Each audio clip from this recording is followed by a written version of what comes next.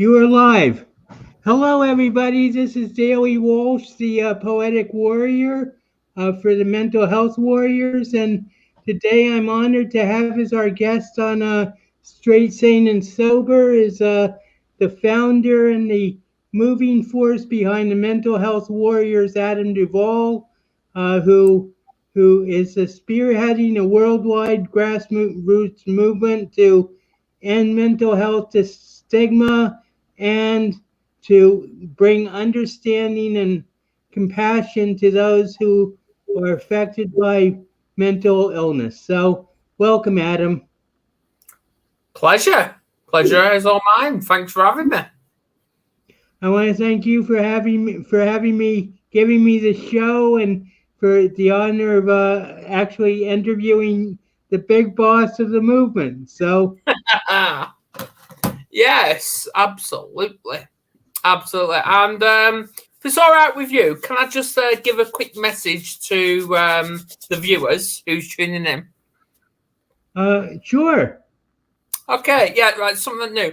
Right, hello all. This is just a quick one. I'm not a co-host or anything like that. I'm actually a guest today.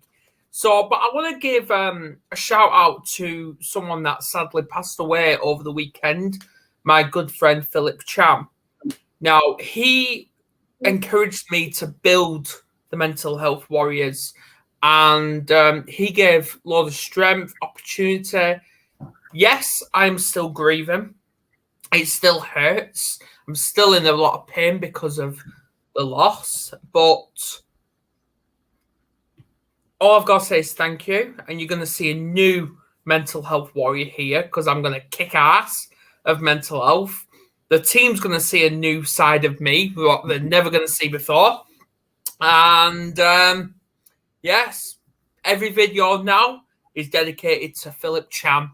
So there you go. That's all I've got Well, I to say. appreciate my condolences for your loss. And although I never knew Philip, I know he was a great guy if you speak so highly of him. So Yes. the world has suffered a loss. So my condolences and thank you for that, Adam. You're most welcome. And that ties into my first question. But before we get started on my questions, you always start your show with 5 questions for the guests. So uh, let me see.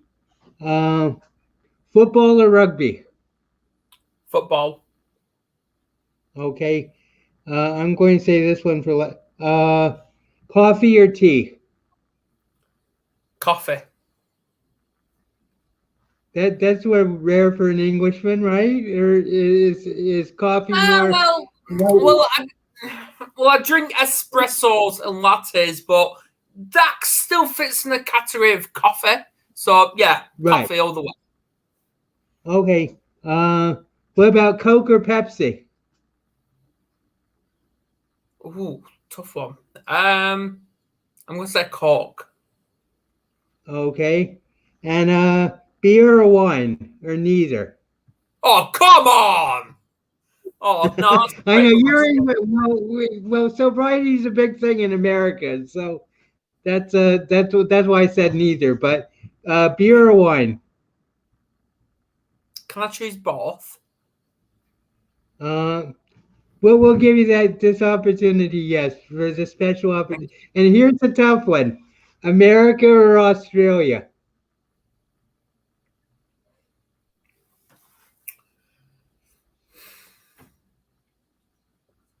I refuse to answer that one. Well, all I can say is America has a bigger audience, so you better be careful how you answer. So, so you got 2 answers for beer or wine, and no answers for America or Australia. So you Yeah, got 5 questions answered. I can't answer. Can't answer. Well, I've always wanted to go to Australia. I've always been fascinated by it, but of course, mine is American. Actually, mine is Hackensack, New Jersey. So, um, but so let's get right into it. You mentioned your friend, and that dovetails into my first question is what what what motivated you and drove you to create the mental health warrior movement, and I mean, could you tell us a bit about the origins and how that thinking evolved and everything? Absolutely. Well, first of all, I've got to say is hello, Caroline Bennis. Welcome. Please share this in awareness. Um, yeah. Now, obviously, none of us. There's 13 of us. None of us are professionals.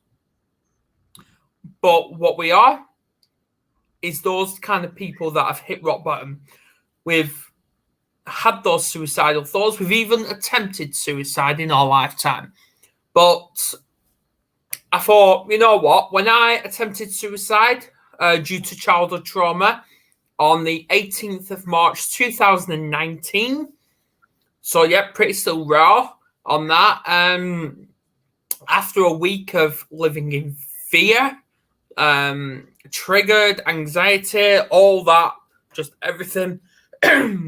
I gave myself a little bit of a reality check when I was just sat on the sofa looking at my kids, playing on my phone, doing absolutely nothing with my life.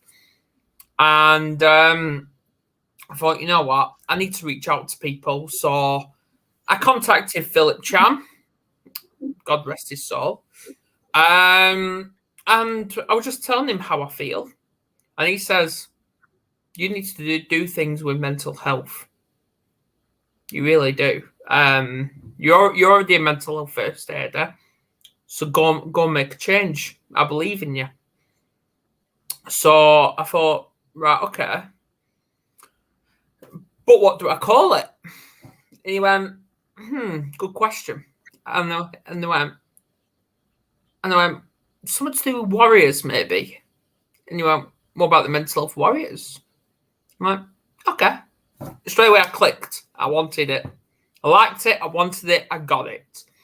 And at first, when the page was up, it was getting about 60, 70. Then it was dropping to like 30, 40 likes. I'm thinking, this ain't going anywhere. This is going to be a big failure. And I was actually ready to click the delete button, delete the page. I was ready, but then something inside me saying, Dom, this is going to go so far. And here we are today. Well, I think you're. I was thinking before, and I said never play with a man who's got a vision and is on a mission. So, I feel very honored to be at the foundation of the whole mental health warrior movement. But I believe in what you just said. I think it's going to go very far, and it's already international. Your dedication and your diligence in setting up Warrior TV is admirable. And basically, it's just I guess I guess the thing that came into my mind is you told us how you came up with this thought, but how did you implement it? And and what goals do you have for the mental health warriors? Well, I'm glad you mentioned Warrior TV because my first ever video live on YouTube was actually with Philip Cham. He was my first ever guest. And I'm grateful. And the goal I've got, plain and simple, end the stigma of mental health. You and I are united in that, Adam. I'm doing. I recently contracted with like 4 podcasts in America, and I'm working to end the stigma around schizophrenia because the idea, the social and the social perception of schizophrenia is so wrong, and it goes for all mental illness. That's why I wanted to. Do you make a difference between mental health and mental illness, or is it all the same thing in your head? It's all the same. It's all the same. So they're synonymous. They're synonymous. Yeah. Okay. Yeah. Well, So yeah, you have operatives in Australia, England, America now. So what are the what are the short-term goals you want to build to start to get this movement moving? Well, I'm glad you asked that because the short term, I'm giving it about between 12 and 18 months from now is obviously lockdown preventing, I hope. The mental health warriors going on the road, going on tour, where obviously the UK base will travel the UK, obviously in our local areas for now, talking to like the homeless, going inside schools and colleges, getting people, teachers a better understanding, kids a better understanding, and accepting we've all got mental health illness, whatever you want to call it, and get Caroline, who's just put a wonderful comment on, her to travel Ireland in her constituency. Same with you, Dale, traveling your area of America. Same with Steve and Shazza going across Australia, just talking about mental health, representing the mental health warriors movement, and get more people talking. Well, that brings up another question, which is, do you plan to like start a public speaking Yes. circuit or whatever you want Yeah. to call it? Yeah. And I am. would it be in combination? Would you be solo or would it be in combination with other warriors? Of course, other warriors. Okay, There's no because I in team. There's no I in team. and another thing is if you change I to we, then mental illness becomes mental wellness. There you go. There you go. I just like personally to welcome Deborah Harrell to our show. She's one of my biggest fans, one of my biggest supporters, and I'm just so glad that she came here. So ignore that. That's my other phone that I thought I had turned off. But uh, so what what's the legacy or what's the legacy you perceive of what the mental health warriors will be? I mean, not only for the world but also for your children and for the children that are going to be growing up with hopefully a less stigmatized and more understanding perception of mental health. Absolutely. Now, obviously, people can like it or not. We're going to die one day. There's no ifs, no buts. But I've been asked this question numerous times. What do you want to be remembered for, Adam? And I want to be remembered that I'm the person that created the mental health warriors movement, that is going to make it a community interest company. And I have formed, I wouldn't even say a team. I wouldn't even say a team of warriors. I would say I created a family. That's what it is. I created a very good dysfunctional family, uh, and we're all coming together. We've all got the same passion. We've all sharing the same mission and beautiful ideas from everyone. And I want to be remembered for the person that ended the stigma of mental health. Well, that you and I are right together there because I have a vision statement and the vision statement I want to live in a world liberated from stigma no matter what all stigma no matter the cause. So Absolutely. that extends beyond just mental health. Extends to racism, Yes. sexism, homophobia, all sorts of things. So uh, but basically, I just joined the program, and every time it's by this doctor named Dr. Trifetti, Dr. T, and every time he was reluctant to take me in because every time I started talking with him, he would say, "There's no such thing as schizophrenia. There's only imbalance in the brain." And Exactly. that's one thing that I think is very important to understand is that there is no really any such thing as mental illness or mental health because especially All in in the your head. last 18 months everybody has experienced some sort of mental health problem or situation. Yeah. And I'm really grateful to Dr. T for like helping me to come out of that shell where I'm using schizophrenia as an excuse for non-action. And so I think it's the same with everything from anxiety to ADHD to depression. Uh, there's a real need for understanding and research into the real root causes of mental health issues rather than just giving people pills and uh, and saying okay, well, this is how you're never going to get well. And Mm. the motto of my company is recovery is always an option. So I believe in the ability of people to heal. Yeah. I I know agree. you do too. Yeah, I agree.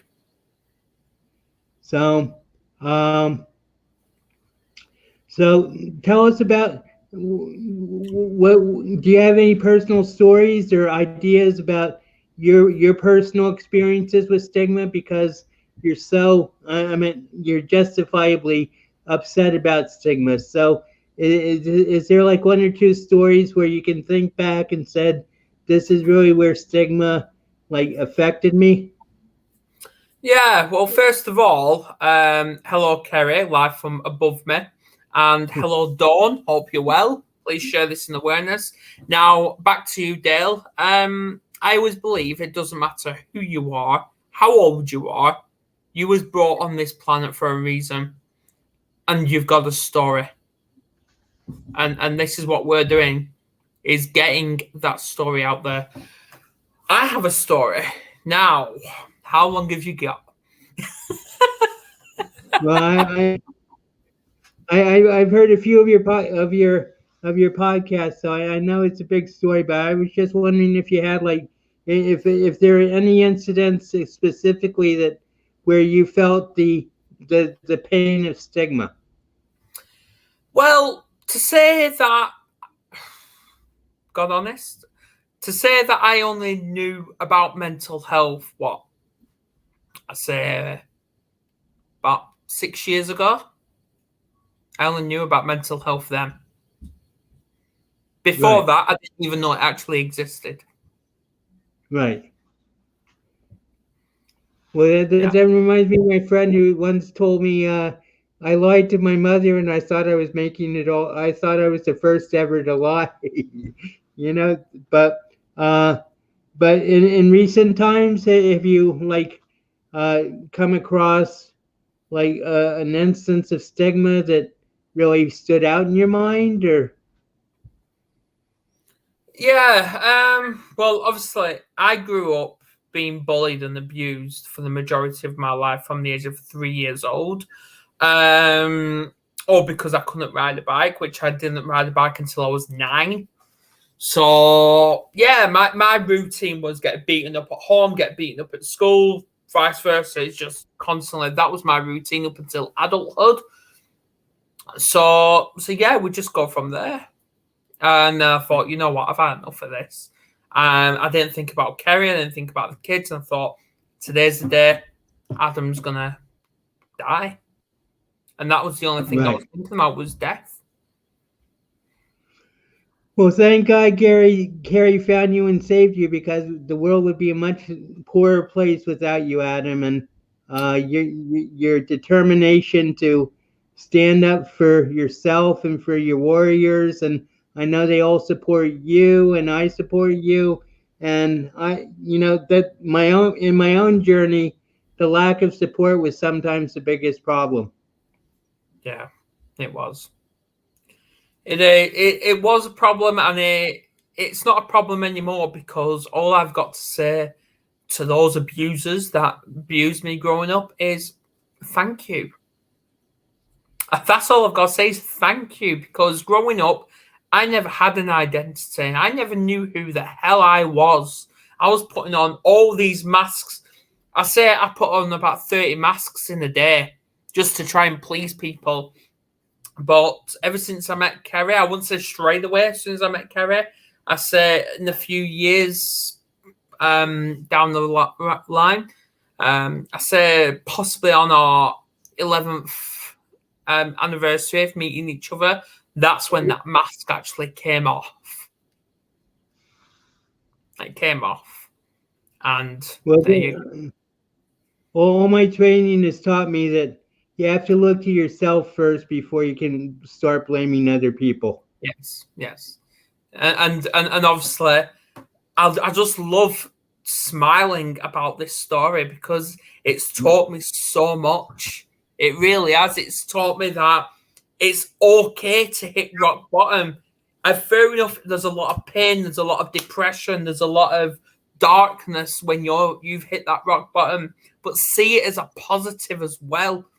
Now, I have been at rock bottom God knows how many times, and it does feel like you're in that small room and the walls are closing in on you, and it's horrible. It really is horrible, but it's a positive place because when your feet are on that floor, all you have to do is look up, and all the support is there waiting for you just to take that first step, and there you go.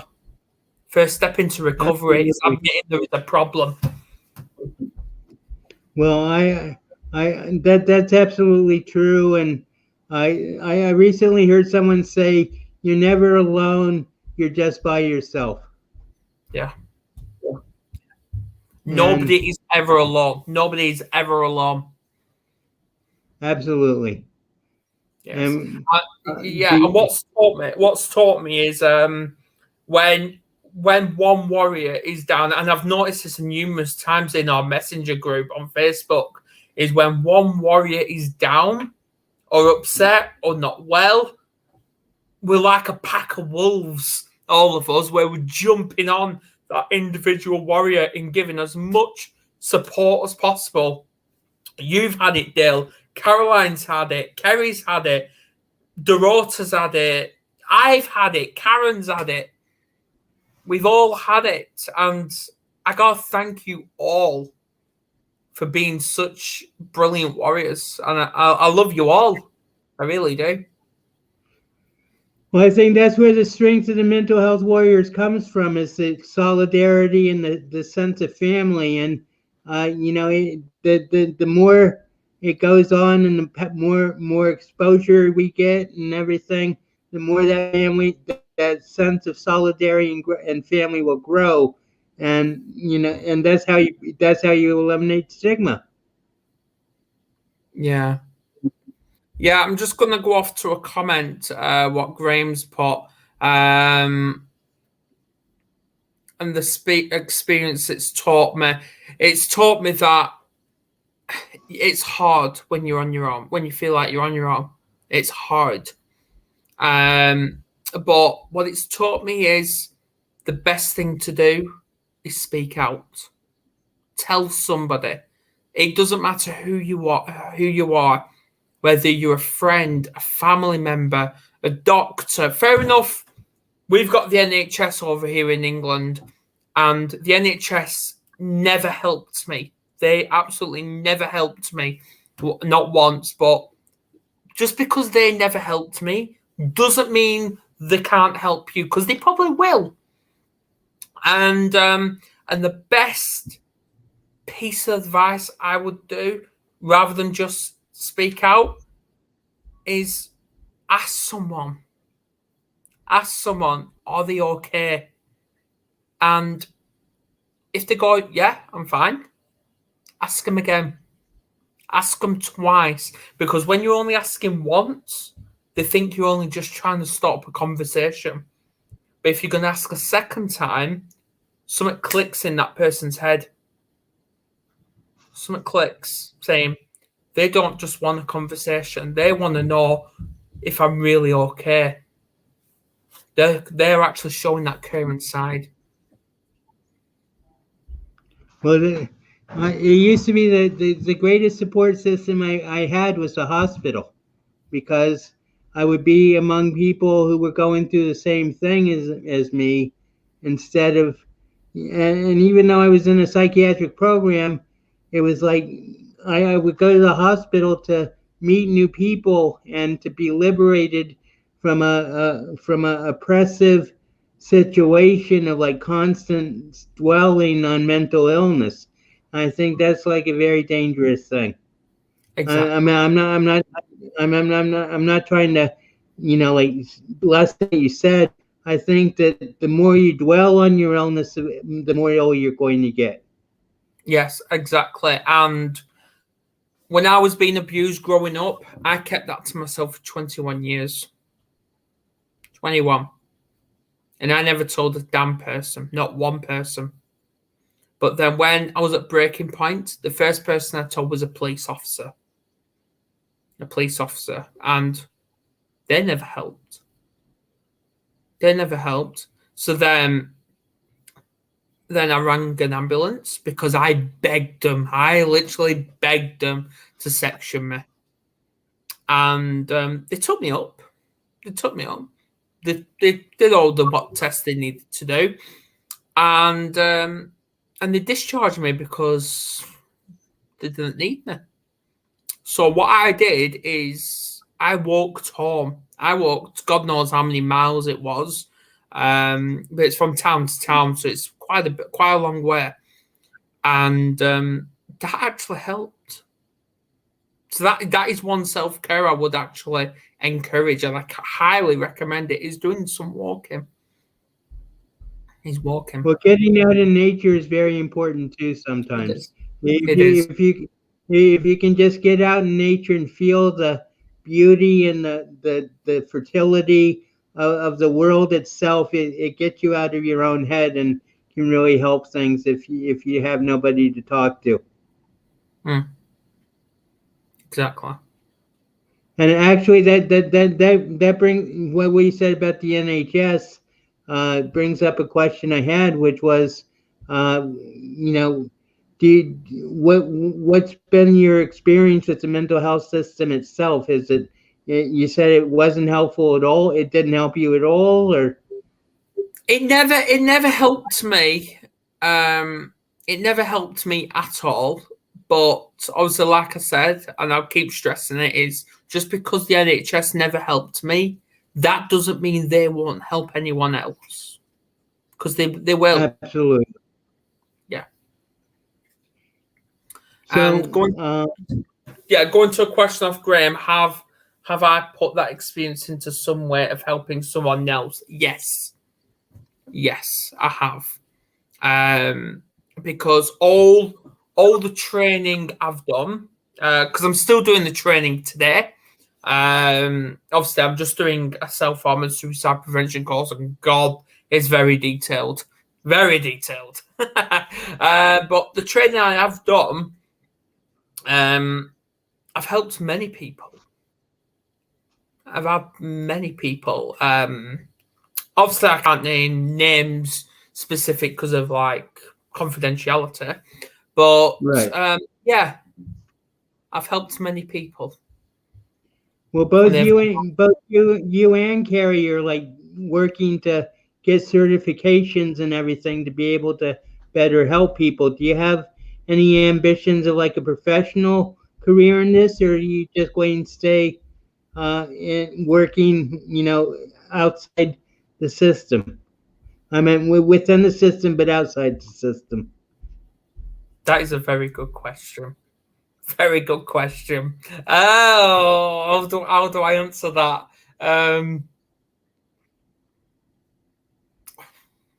The mental health warriors does need to generate an income. It does, and we have to Right. start somewhere. We do. We have to start somewhere, and I am thinking of going, because right now, with my training, my qualifications, I can go and work for someone. I think it is actually the NHS who I can go work for because of what qualification I've actually got. But what I'm thinking of doing the most is actually getting an extra qualification, because it used to be level 2 to work with the police, but it's now gone up to level 3. So, and obviously, I haven't got the level 3 as of yet, but that's one qualification I will be doing after this course I'm doing now. So that's the course I'm doing next.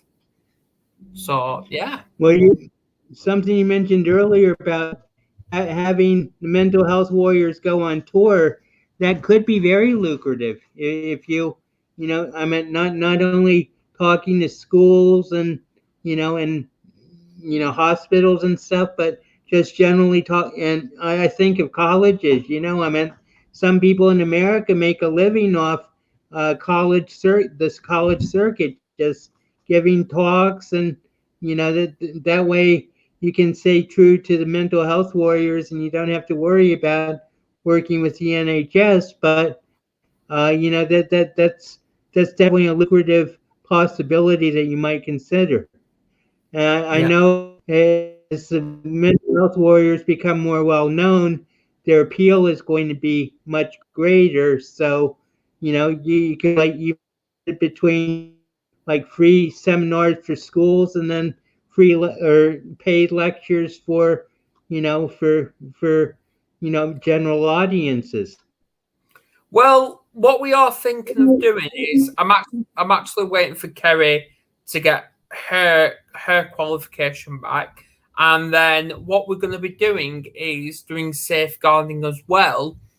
Is then going into schools and set up some sort of like workshops for us to actually not just educate the kids on mental health, on actually tapping into their own, getting them to tap into their own subconscious mind, because that's where the biggest stigma is right now.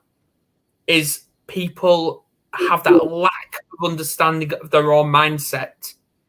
They've got that lack of understanding, and not only will we educate the kids, but we'll actually educate the teachers and whatever teachers they've got in that school as well. So helping them to understand the kids better as well. So that's what we're going to be doing.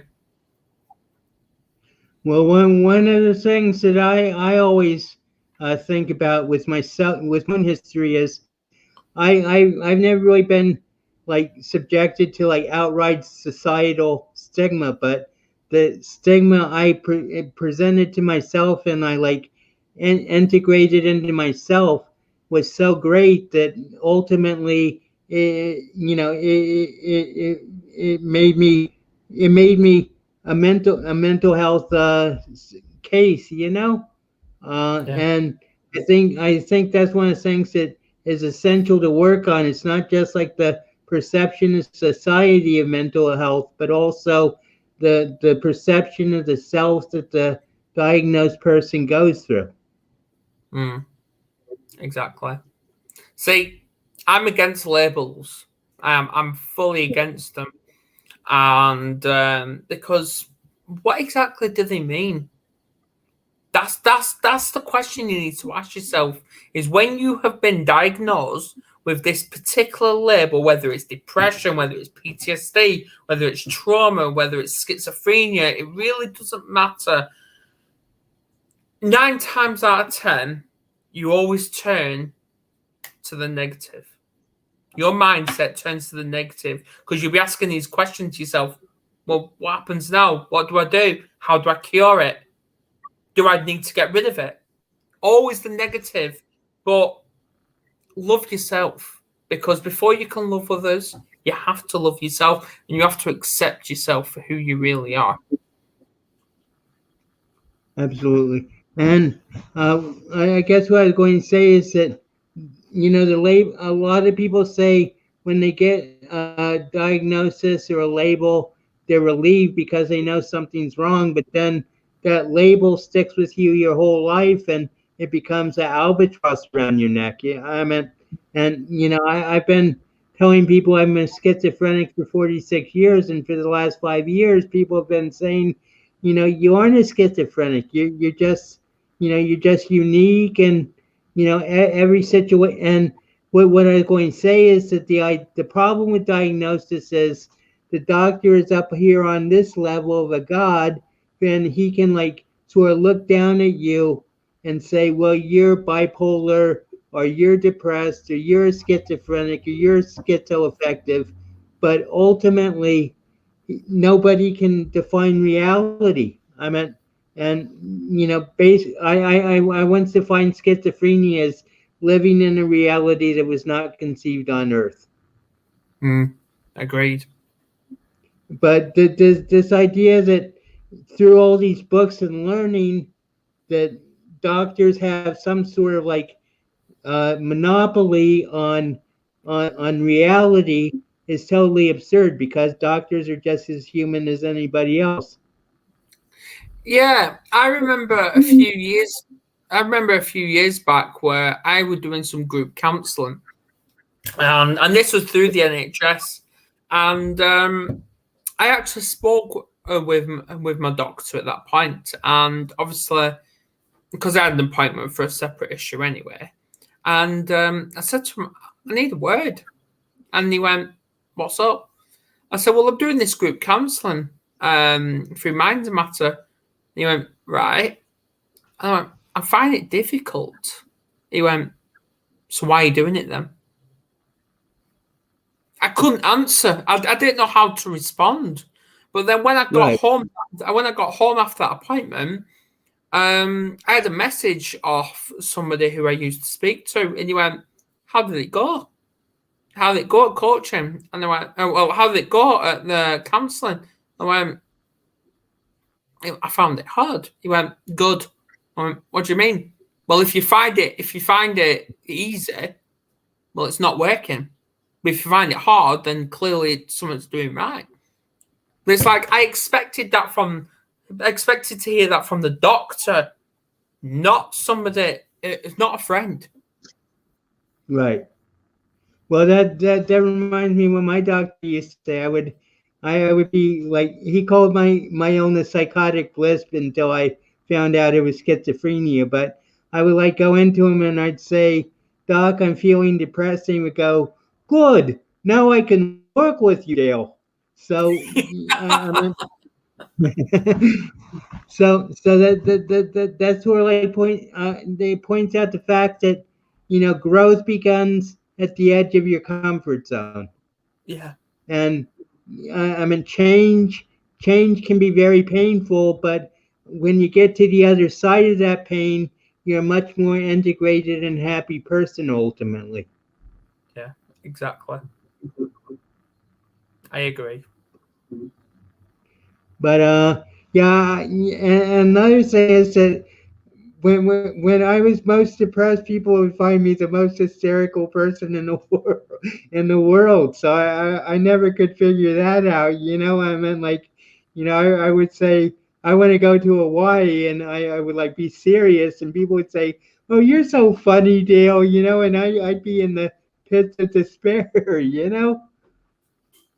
Yeah, But fact is that every individual is different, and I mean, not this extends to everybody, not just in mental health, but every individual is a unique expression of God.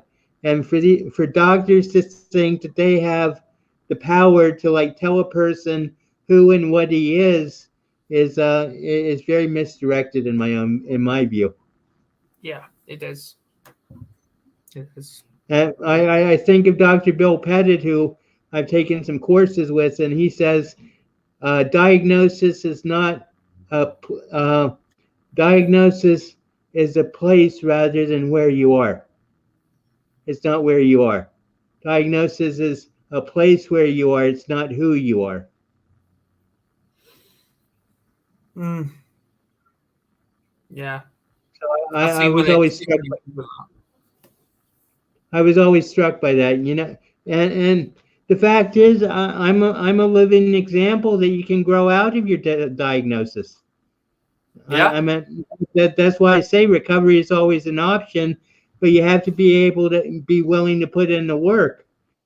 And I think that a lot of people get these labels and they get so discouraged that they can't put in the work because everybody tells them they're a hopeless case. And you have to fight that. That's part of the social stigma. Nobody's hopeless and nobody's useless or anything like that. And nobody is a failure. Now, I want to touch on failure. You will only be brand a failure is when you stop trying. Right. It's when you quit. It's when you quit. And you know what? When I started this Mental Health Warriors, yeah, fair enough, I thought it was a failure at first. And I was ready to quit. I was. But then obviously I started bringing in people. I brought in Kerry, I brought in Sharon. Those were the first two people I actually recruited was Kerry and Sharon. And they started helping me, and that's when the numbers started growing. So, yeah.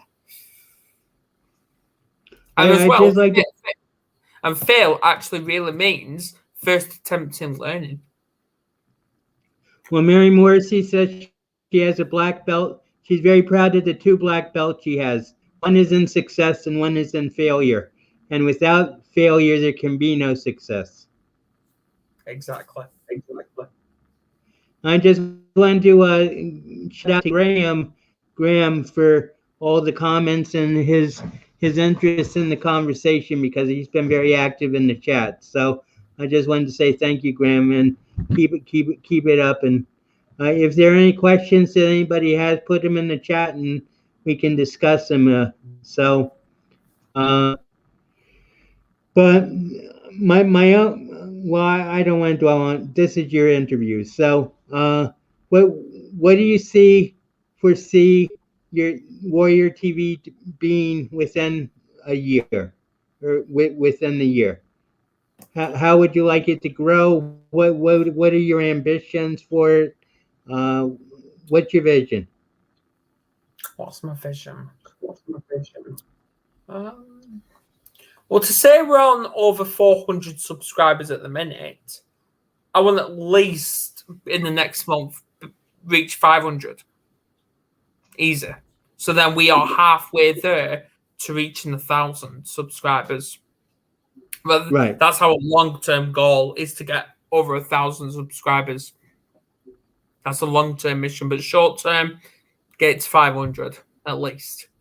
Well, if I could say something, I think that should be a short to midterm goal because the more you do it and the more people are exposed to it, I feel that it's very possible within a year 1,000 is going to be like a minor number to the possibilities that are opening up as a potential. Yes. Well, I know we are going to keep rebranding. Which obviously not much is going to change, but there will be some change. We're also going to look at sponsorship. Yeah. And we're possibly going to start some merchandise as well. Great. Like, I mean, the easiest thing is T-shirts and mugs and coffee mugs. And just come up with a logo. Well, you have your logos, so that's half the battle. But just like start getting that swag out there. That's what a lot of people are doing, and it spreads the word, and people see this fascinating logo on your coffee cup, and they say, "What's that about?" And then they can explain it. But I think 1,000 people should be a short-term goal because I think the potential for the movement, not only within the warriors themselves, but for society in general, I mean, we live in a world where a show can go from 7 viewers to 10,000 in a week, and so just I'm just encouraging you to not sell yourself short and keep the dream grand rather than limiting yourself and saying, well, we're shooting for 1,000 people, because I think the potential is there for, like I say, I feel it could be a worldwide grassroots movement in the long term, So, and to eliminate the stigma is a general theme that everybody agree with. I love your thinking. I really do. Well, I'm sort of experiencing that in my own life because as I said, I had a fear of exposure, and now I'm like really getting out there, and people love my story. I mean, every time I like apply to a podcast, they say we'd love to have you on, just because my story of recovery from schizophrenia is compelling, and it's a story of triumph, and yours is a story of triumph, and Yeah. the stories of every mental health warrior is one of triumph. And even though you have your setbacks, we have the family of the warriors, and and together, to get the more people we have, the more we'll get through it together. Exactly. And like what Kerry's put, let's do it. This is our 12-month plan now, guys, and we need everybody's help. The viewers, even people that's watching this on the replay. 12-month, we need 1,000 subscribers on YouTube. At the minute, we're reaching 12,000 in the Mental Health Warrior Facebook page. In 12 months' time, let's get that up to 50,000 people. If not, 100,000. Absolutely. You can't go wrong thinking big, Adam. We always have to, don't we?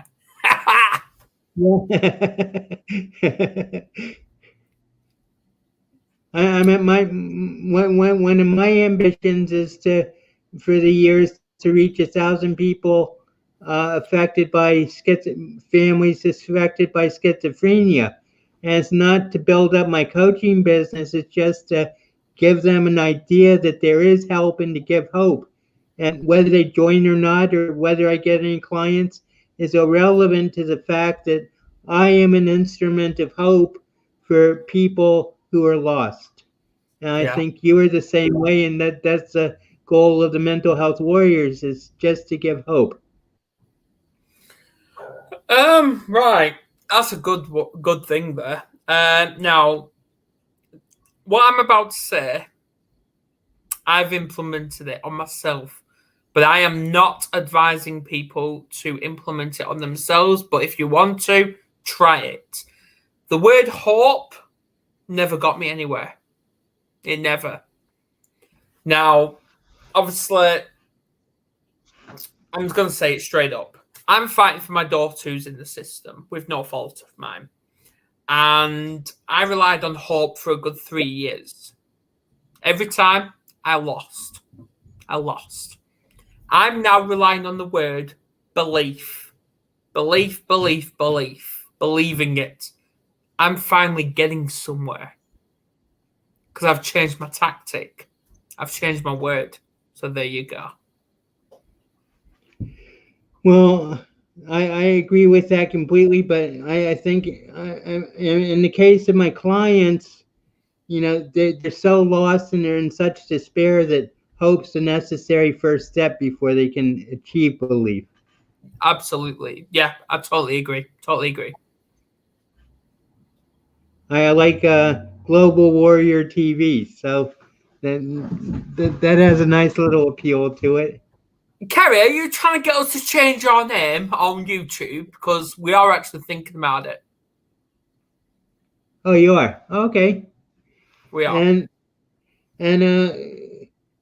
what recruiting or recruiting methods or things are you doing to get more people into the family or into the flow of the mental health warriors?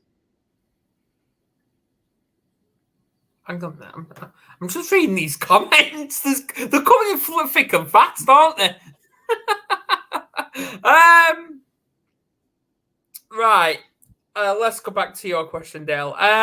What am I doing at the minute? I'm not recruiting anyone else to come on the team, but I'm not going to stress this enough. You do not have to be part of the mental health warrior team to be a warrior. You are a Absolutely. warrior inside out, whoever you are. It's that simple. I'm a warrior. Kerry's a warrior. Graham's a warrior. Caroline's a warrior. Whoever watches this, you're a warrior. It's that simple. You don't have to be part of the team to be a warrior. Well, at the beginning of my journey, I would say I was taken away to college because I was drafted into psychotic wars. And yes, and I just feel grateful to God and to all the people who have contributed, and to my family and all the friends I've had, to be able to be in the position of health that I am these days. And 10 years ago, my therapist said, "You're never going to need the hospital again, Dale." And that really means a lot to me, because basically for 15 years, every day my primary job, I felt, was, and my primary thought was, to stay out of the hospital. yeah. And one other thing that I'm proud of is I was hospitalized 15 times and I got out 15 times. There you go. There you go. But yeah. So but going back to a comment from the Mental Health Warriors, I don't know if it was Caroline or Kerry. I must say, I am linking up with someone. Obviously, planning hasn't started yet, but I've spoken with him over the phone. He's got his own show, and his show reaches 1 million people every episode. 1 million. And I informed him that Philip Chan was helping us with this channel. He's now said, I'm not going to name who he is, but he says, right, well, if Phil was helping you, then I'm going to help you in making it international. Well, that's what I've seen from the beginning, Adam. Yeah, so there you go. So I'm not going to say exactly who it is, but all I'm saying is watch this space. Well, the thing is, if you have a message and you have a mission, then nobody can stop you. No. The only person that can stop you is yourself. Correct. I absolutely agree. But so this is a question that's totally out of the depth of the heaviness of our current discussion. But what do you do to have fun, Adam? What do I do to have fun? Ooh, I'm always having fun. I wind Kerry up from time to time. I wind the kids up as well. They wind me up. Kerry winds me up. No, in all seriousness, no. I just love being in front of the camera. If I'm not in front of the camera, I love watching Warrior TV grow. I really do, because I'm admitting now, and nobody laughed at me, but fair enough, I built this. I built this from scratch. I made that bus. I was the first one to drive it. And when I got notifications said the Mental Health Warriors were due to go live in 20 minutes, and neither me or Kerry was in front of that camera. And then when I saw it on TV, because we connected up to the TV, Mental Health Warriors live, I started crying. Because what here? This is my baby. This I do. I'm gonna sound a bit.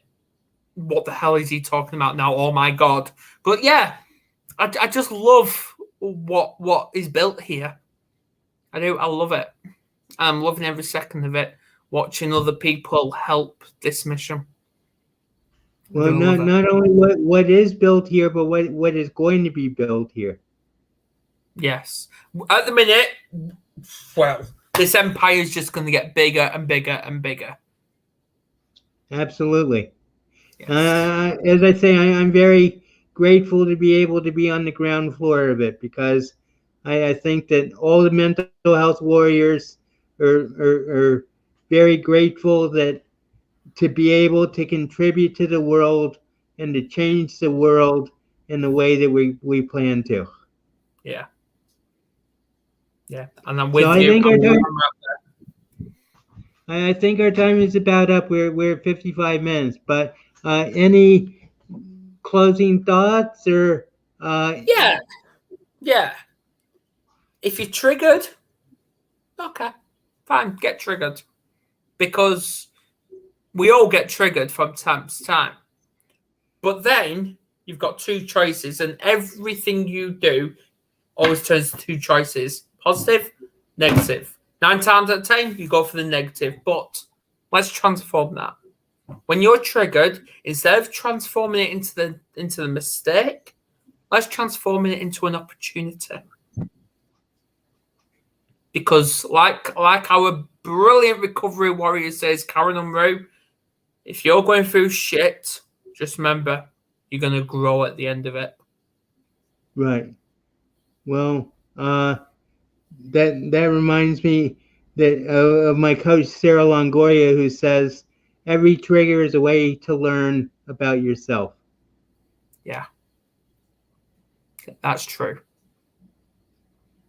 Every trigger is a is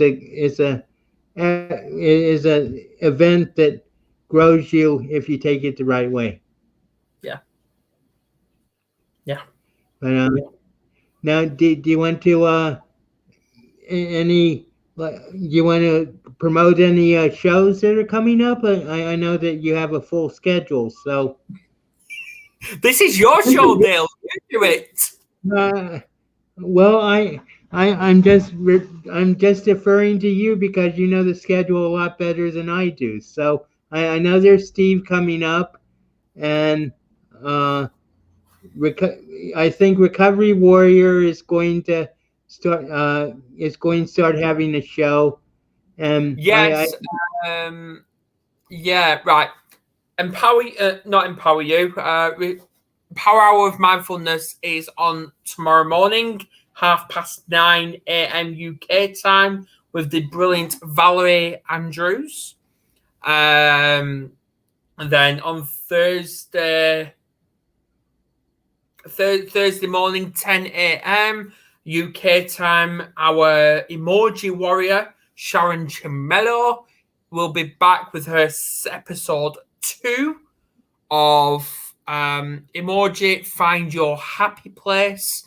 That's the name of her show now. And she's got 2 guests. She's got Karen Larkins and Simone Gradam. And no, I think there's a show after that. I'm unsure. I need to double check. But on Friday, not just Karen Unruh, but she's asked me to join her as well. So I'll be back Friday. I think that's at 1 p.m. When we've got Natalie Blue. great. And I know I appreciate the fact that you're putting the TV guide on Facebook. So Yeah. if you're interested about who's going to be on, then just go to join the Mental Health Warrior group, and you'll be able to see the whole schedule. So Yep, uh, I've pinned it to the top. Pinned it to the top, so you'll see it. okay, great. Well, thank you very much for being on, Adam. It's been an honor interviewing you. I know you aren't usually on the other side of the camera, but it's been enlightening and fun. And congratulations on all your success and to even greater success in the future. Thank you. Thank you. And correct me if I'm wrong, but if you do want to make a donation, it's at PayPal at mhwarrior19 at No, Gmail, no, no, no, correct? no. No, mhwarrior99 at gmail.com. And all donations would be welcome. So have a great day, everybody, and thank you for joining us. And I hope you enjoyed yourself.